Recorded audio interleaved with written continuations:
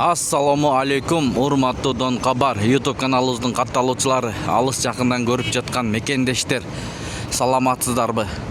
14 март 2025 жыл. Алдыда банктарды көрүп алыңыздар, кандай болуп жатат? Рубль, евро, доллар демекчи. Түштөн кийинки курс валюттар. Эгер каналда жаңы болсоңуздар, катталып, видеого лайк басканды унутпаңыздар.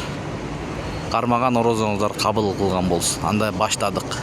Эко Исламик банк доллар 87 сом 30 тыйын, евро 93 сом 90 тыйын, рубль сатып алып 1 сом, сатып 1,025.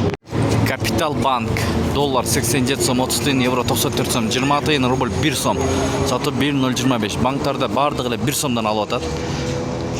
Туугандар, финанс кредит банкты көргөзүп коелу. Бул жерде доллар 87 сом 30 тыйын, евро 93 сом 90 тыйын, рубль 1 сом сатып алып, сатып 1,02. Байтүшүн банкта доллар 87 сом 30 тыйын, евро 94 сом 20 тыйын, рубль 1 сом сатып алуу, сатып 1,025.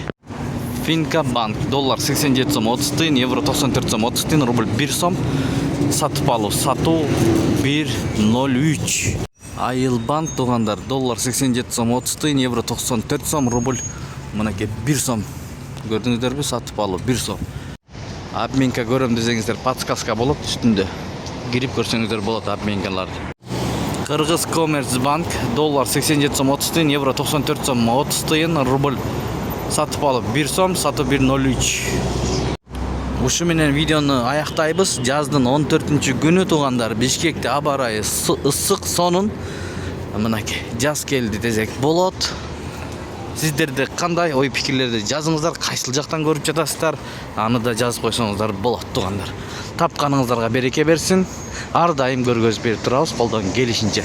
Сиздер колдоп, видеого лайктардан тырс-тырс уруп турсаңыздар болду.